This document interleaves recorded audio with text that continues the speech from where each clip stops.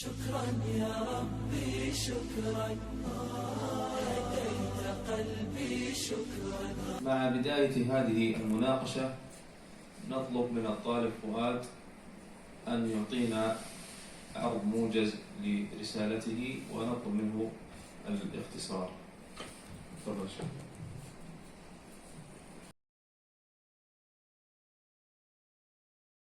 يجب على المسلم أن يكون متمسكا بدينه وعقيدته قولا وعملا واعتقادا ولا يتنازل عنه لأي حال من الأحوال، لأهمية ما سبق ووجود الانحراف عن أدب الإسلام وعقيدة المسلمين في تسمية المواليد وشباب الشوارع والمحلات وتلقيبهم بألقاب لا علاقة لها بالإسلام. أردت أن أكتب في هذا الموضوع فيكون عنوان بحثي في هذه المرحلة المباحث العقدية المتعلقة بالتسمية والكنى والألقاب جمعا ودراسة.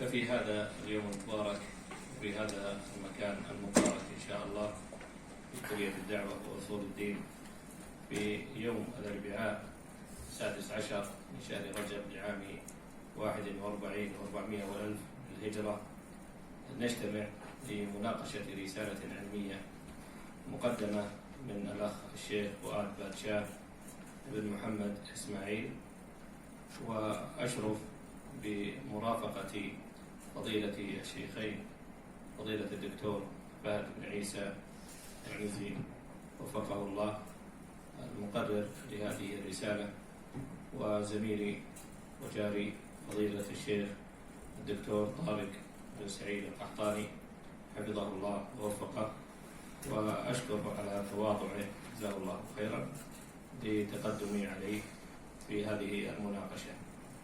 وهذه الرسالة رسالة مباركة متعلقة بمباحث مهمة يحتاجها عامة الناس ويحتاجها طلبة العلم كذلك، وعنونها الباحث بالمباحث العقدية المتعلقة بالتسمية والكنى والألقاب جمعا ودراسة. والأخ الباحث أعرفه معرفة جيدة إذ كنت مرشدا عليه ورأيت منه الحماس والجد والاجتهاد، وهو بحمد الله طالب علم جيد ومتمكن، ولا أدل على ذلك من كتابته لهذه الرسالة بوضوح. ومن توفيق الله تبارك وتعالى للباحث أن كان المشرف عليها فضيلة الدكتور فهد العنزي وفقه الله، وبدأ حرصه جزاه الله خيرا على الطالب واضحا في من يقرأ هذه الرسالة. ومحاسن هذه الرسالة ومزاياها لا تعد ولا تحصى كثيرة جدا، ولكن المقصد من ذلك هو إفادة الأخ الباحث فيما قد يقع فيه الإنسان بطبيعته من الخطأ والنسيان والغفلة، ولذلك أقتصر على ذكر أهم الملحوظات التي قد يستفيد منها الباحث، وقد نسمع وجهة نظره فتكون من قبيل وجهات النظر التي لا يتحتم على الباحث أن يعدل ما يطلب منه. وملحوظات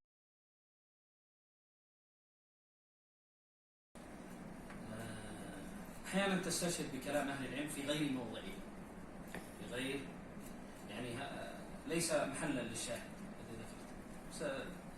ستأتي معنا إن شاء الله. إذا عندك شيء تفضل. بالنسبة لشيخنا المسائل قلنا أن بعض المسائل في كلام العلماء المعاصرين، أنا بقدر المستطاع لأن هذه المسائل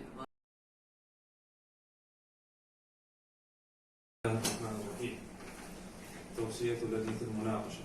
الحمد لله رب العالمين والصلاة والسلام على أشرف الأنبياء والمرسلين نبينا محمد وعلى آله وصحبه أجمعين. ما بعد، في يوم الأربعاء الموافق 16 من شهر رجب من عام 1441 اجتمعت اللجنة المكونة من أصحاب الفضيلة فهد بن عيسى العنزي مقررا، فضيلة الأستاذ الدكتور عبد العزيز بن جيدان الضفيري عضوا، فضيلة الدكتور طارق بن سعيد القحطاني عضوا، وناقشت الطالب فؤاد بادشاه ابن محمد إسماعيل باكستاني الجنسية من قسم العقيدة بكلية الدعوة وأصول الدين، بالرسالة المقدمة منه إليه لدرجة العالمية الماجستير، وعنوانها المباحث العقدية المتعلقة بالتسمية والكنى والألقاب جمعا ودراسة.